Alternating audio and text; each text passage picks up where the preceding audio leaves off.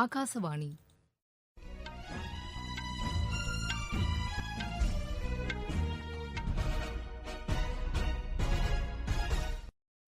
செய்திகள் வாசிப்பவர் வாணி ஸ்ரீராம். தலைப்புச் செய்திகள். பிரதமர் திரு நரேந்திர மோடி பங்கேற்கும் ஆசியான் இந்தியா உச்சி மாநாடு நாளை நடைபெறுகிறது. சுயசார்பு இயக்கத்தின் கீழ் உற்பத்தியுடன் இணைந்த ஊக்கத்தொகை வழங்கும் திட்டத்திற்கு மத்திய அமைச்சரவை இன்று ஒப்புதல் அளித்தது. கோவிட்-19 தொற்று அதிகரித்து வரும் 7 மாநிலங்களுடன் மத்திய சுகாதாரத்துறை அமைச்சர் டாக்டர் ஹர்ஷ்வர்தன் இன்று ஆய்வு மேற்கொண்டார். தேசிய அளவில் நீர் மேலாண்மையில் சிறந்த மாநிலத்திற்கான விருதை குடியரசு துணைத் தலைவர் திரு வெங்கையா நாயுடு இன்று வழங்கினார். தமிழகத்தில் பல மாவட்டங்களில் அடுத்த 24 மணி நேரத்திற்கு கனமழைக்கு வாய்ப்புள்ளதாக சென்னை வானிலை ஆய்வு மையம் தெரிவித்துள்ளது. இனி விரிவான செய்திகள்.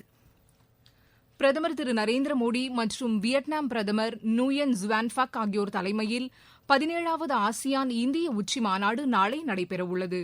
10 ஆசியான் உறுப்பு நாடுகளின் தலைவர்கள் இதில் பங்கேற்க உள்ளனர். ஆசியான் நாடுகளுக்கிடையே சாலை மற்றும் தொலைத்தொடர்பு வசதி, கடல்சார் பாதுகாப்பு, வர்த்தகம், கல்வி, திறன் மேம்பாடு உள்ளிட்ட பல்வேறு முக்கிய விஷயங்கள் குறித்து இந்த உச்சி மாநாட்டில் விவாதிக்கப்பட உள்ளது.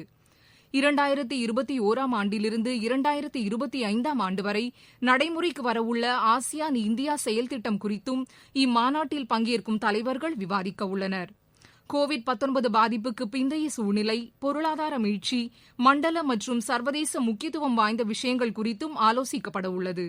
ஆசியான் நாடுகளுக்கிடையே ஒத்துழைப்பை வலுப்படுத்துவதற்கான ஒரு வாய்ப்பாக இந்த உச்சி மாநாடு அமையும் என்று எதிர்பார்க்கப்படுகிறது.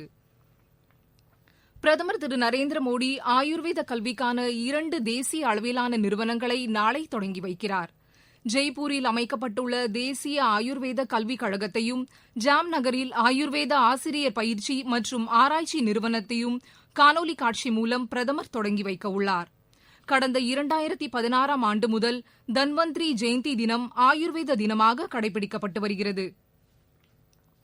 ஜவுளி, உணவு உள்ளிட்ட 10 துறைகளில் உற்பத்தியுடன் இணைந்த ஊக்கத்தொகை வழங்கும் திட்டத்திற்கு மத்திய அமைச்சரவை ஒப்புதல் அளித்துள்ளது. இன்று புதுதில்லியில் பிரதமர் திரு நரேந்திர மோடி தலைமையில் காணொலி காட்சி வாயிலாக நடைபெற்ற அமைச்சரவைக் கூட்டத்தில் இதற்கான முடிவு மேற்கொள்ளப்பட்டது.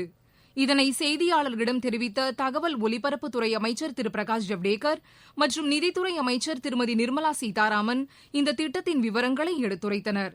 சுயசார்பு இந்தியா இயக்கத்தின் கீழ் அடுத்த 5 ஆண்டுகளில் 1,45,980 கோடி ரூபாய் செலவில் இந்த திட்டம் செயல்படுத்தப்பட உள்ளதாக அவர்கள் கூறினர். உற்பத்திக்கான முனையமாக இந்தியாவை உருவாக்கும் நோக்கில் இந்த நடவடிக்கை எடுக்கப்பட்டுள்ளதாக திருமதி நிர்மலா சீதாராமன் தெரிவித்தார். உற்பத்தி மட்டுமின்றி ஏற்றுமதியையும் அதிகரிப்பதற்கு இது உதவிடும் என்றும் அவர் கூறினார். தனியார் பங்களிப்புடன் கட்டமைப்பு வசதிகளை மேம்படுத்துவதற்கான திட்டத்தை மறுசீரமைத்து தொடர்ந்து மேற்கொள்வதற்கும் அமைச்சரவை ஒப்புதல் வழங்கியதாக அவர் தெரிவித்தார்.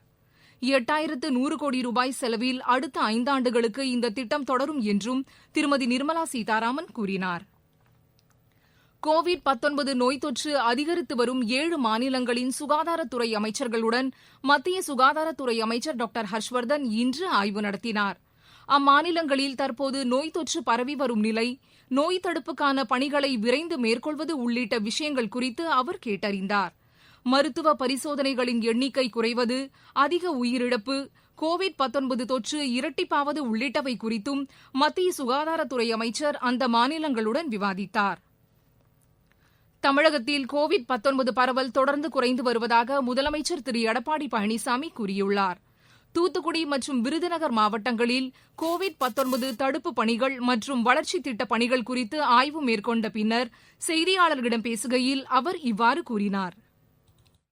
எந்தெந்த வகையில் நோய் குறைப்பதற்குண்டான நடவடிக்கை மேற்கொண்டுமோ அதையெல்லாம் இன்றைக்கு செய்த காரணத்தினால்தான் நோய் பரவல் இன்னைக்கு குறைக்கப்பட்டிருக்கிறது. அது மட்டும் இல்ல, பல இடங்களில் வீடு வீடா சென்று நம்முடைய அரசு அலுவலர்கள் மக்களை சந்தித்து உங்களுக்கு காய்ச்சல் இருக்குதா, இருமல் இருக்குதா அப்படின்னு அவர்களிடத்திலே கேட்டு அதில் ஏதாவது நோய் அறிகுறி தென்பட்டவர்கள் இருந்தால் அவர்களை அழைத்து வந்து மருத்துவமனையை சேர்த்து அவர்களுக்கு உரிய சிகிச்சை அளித்து உணவுமுறை செஞ்சிருக்கிறோம். நடமாடும் மருத்துவ குழு ஏற்பாடு செஞ்சிருக்கிறோம். எங்காவது ஒரு பகுதியில் இந்த கொரோனா வைரஸ் தொற்று இருக்குது என்று கண்டறிந்து மாவட்ட நிர்வாகத்துக்கு தகவல் கிடைக்கப்பட்டாலோ, சுகாதாரத்துறைக்கு தகவல் கிடைக்கப்பட்டாலோ உடனடியாக மருத்துவ குழு அந்த பகுதிக்கே சென்று அங்கே இருக்கின்றவர்களுக்கு அந்த பரிசோதனை உட்படுத்தப்பட்டு அதில் ஏதாவது அறிகுறி இருந்தா அவர்களையும் மருத்துவமனையில் சேர்ந்து சிகிச்சை அளித்த காரணத்தினால்தான் இன்றைக்கு நோய் குறைந்திருக்கின்றது, குணமடைந்தோடைய எண்ணிக்கை அதிகரிச்சிருக்குது. இன்றைக்கு படிப்படியாக இயல்பு நிலை திருக்கக்கூடிய சூழ்நிலை நாம் உருவாக்கி கொண்டிருக்கின்ற செய்தி இந்த நேரத்தில் தெரிவிக்கிறேன். தூத்துக்குடி மற்றும் விருதுநகர் மாவட்டங்களின் வளர்ச்சிக்காக நிறைவேற்றப்பட்ட வளர்ச்சி திட்டங்களையும் முதலமைச்சர் பட்டியலிட்டார். நீங்கள் கேட்டுக்கொண்டிருப்பது ஆகாசவாணியின் செய்தி அறிக்கை. கோவிட்-19 எதிரான போரில் நமக்கான 3 கவசங்கள். முகக்கவசம் அணிவோம், தனிநபர் இடைவெளியை கடைபிடிப்போம், கை மற்றும் முக சுத்தம் பராமரிப்போம்.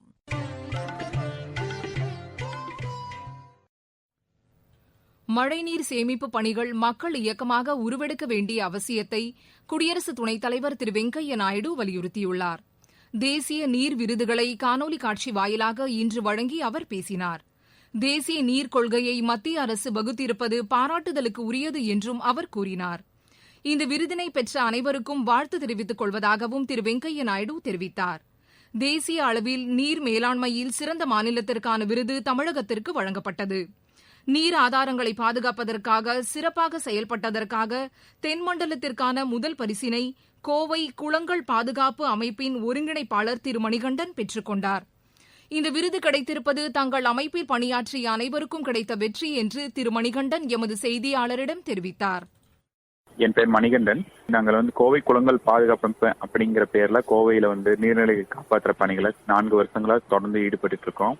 அவரோட பணிகளை பாராட்டி இன்னைக்கு இந்திய அரசோட ஜல்சக்தி அமைச்சகம் சார்பாக பெஸ்ட் வாட்டர் வாரியர் அப்படிங்கறத ஒரு விருது கொடுத்திருக்காங்க. இது தென்னிந்திய அளவுல ஒரு முதல் ஃபர்ஸ்ட் பிரைஸ் எங்களுக்கு கொடுத்திருக்காங்க. இதுக்காக எங்க கூட வேலை செஞ்ச எல்லா வாலண்டியர்ஸ்க்கும் நான் முதல் நன்றி சொல்லிக்கிறோம். நாங்க கோவையில் இருக்க நொய்யலார தூய்மை செயல் பணிகளை காப்பாற்றுற பணிகளை ஈடுபட்டிருக்கோம். யாரு கடந்த ஒரு 20-30 வருஷங்களா பல வகையில நம்ம இன்னல் ஏற்படுத்திருக்கோம். நானும் எல்லாரும் தனி மனிதனா எல்லாரும் இன்னல் ஏற்படுத்திருக்கோம். அதை சரி செய்யற முயற்சியில நாங்க ஈடுபட்டிருக்கோம். இதுக்கு அரசு துறைகள், ஊடகங்கள் இந்த மாதிரி பல தரப்புல எங்களுக்கு பல வகையில உதவி செஞ்சிருக்காங்க. இன்னைக்கு இந்திய அரசு எங்களை ஒரு கௌரவப்படுத்திருக்கு. கண்டிப்பா இந்த மரியாதையை நல்ல வகையில பயன்படுத்தி நம்ம நதியை காப்பாற்றுறதுக்காகவும் நீர்நிலை காப்பாற்றுறதுக்காகவும் பசுமை பரப்ப அதிகரிக்கிறதுக்காகவும் நாங்க பலர் கூட சேர்ந்து இணைந்து பணி செய்வோம் இந்த நேரத்தில் சொல்லிக்கிறேன். தமிழகத்தில் அடுத்த 24 மணி நேரத்திற்குள் பல்வேறு மாவட்டங்களுக்கு உட்பட்ட ஒரு சில பகுதிகளில் கனமழைக்கு வாய்ப்புள்ளதாக சென்னை வானிலை ஆய்வு மையத்தின் இயக்குநர் திரு புவியரசன் கூறியுள்ளார். இன்று வெளியிட்டுள்ள காணொலி பதிவில் அவர் இதனை தெரிவித்துள்ளார். கோவிட்-19 தொடர்பாக தொலைபேசி வழி சிறப்பு கலந்துரையாடல் நிகழ்ச்சிக்கு அகில இந்திய வானொலியின் செய்திப்பிரிவு ஏற்பாடு செய்துள்ளது. இன்றிரவு 9:30 மணிக்கு FM கோல்டு மற்றும் கூடுதல் அலைவரிசையில் ஒலிபரப்பாக உள்ள இந்த சிறப்பு கலந்துரையாடல் நிகழ்ச்சியில் நேயர்களின் சந்தேகங்களுக்கு எய்ம்ஸ் மருத்துவமனையின் கூடுதல் பேராசிரியர் டாக்டர் பியூஷ் ரஞ்சன் பதிலளிக்க உள்ளார். நேயர்களின் சந்தேகங்களுக்கு தொடர்பு கொள்ள வேண்டிய தொலைபேசி எண் 1800-115-767. மீண்டும் அறிவிக்கிறோம், 1800-115-767. தில்லி தொலைபேசி எண் 2331-4444 என்ற எண்ணிலும் தொடர்பு கொள்ளலாம். சேலஞ்சர் கேரி டென்னிஸ் போட்டியில் இந்தியாவின் பிரஜ்னேஷ் குணேஸ்வரன் காலிறுதிக்கு முந்தைய சுற்றுக்கு முன்னேறியுள்ளார். அமெரிக்காவின் கேரியில் நடைபெற்று வரும் இப்போட்டியின் ஆடவர் ஒற்றையர் பிரிவு முதல் சுற்று ஆட்டத்தில் அவர் 6-2, 6-2 என்ற செட் கணக்கில் கனடாவின் பீட்டர் பொலன்ஸ்கியை வென்றார். மற்றொரு ஆடவர் ஒற்றையர் பிரிவு முதல் சுற்று ஆட்டத்தில் இந்தியாவின் ராம்குமார் ராமநாதன் இன்று ரஷ்யாவின் டே முரேஸை எதிர்கொள்கிறார். மீண்டும் தலைப்புச் செய்திகள். பிரதமர் திரு நரேந்திர மோடி பங்கேற்கும் ஆசியான் இந்தியா உச்சி மாநாடு நாளை நடைபெறுகிறது. சுயசார்பு இயக்கத்தின் கீழ் உற்பத்தியுடன் இணைந்த ஊக்கத்தொகை வழங்கும் திட்டத்திற்கு மத்திய அமைச்சரவை இன்று ஒப்புதல் அளித்தது. கோவிட்-19 தொற்று அதிகரித்து வரும் 7 மாநிலங்களுடன் மத்திய சுகாதாரத்துறை அமைச்சர் டாக்டர் ஹர்ஷ்வர்தன் இன்று ஆய்வு மேற்கொண்டார். தேசிய அளவில் நீர் மேலாண்மையில் சிறந்த மாநிலத்திற்கான விருதை குடியரசு துணைத் தலைவர் திரு வெங்கையா நாயுடு இன்று வழங்கினார். தமிழகத்தில் பல மாவட்டங்களில் அடுத்த 24 மணி நேரத்திற்கு கனமழைக்கு வாய்ப்புள்ளதாக சென்னை வானிலை ஆய்வு மையம் தெரிவித்துள்ளது. எமது செய்திகளை உடனுக்குடன் அறிந்து கொள்ள AIR News_சென்னை என்ற ட்விட்டர் பக்கத்திலும், செய்தி தொகுப்புகளை all India radio news Chennai என்ற யூடியூப் சேனலிலும் அறிந்து கொள்ளலாம். இத்துடன் இந்த செய்தியறிக்கை நிறைவு பெற்றது.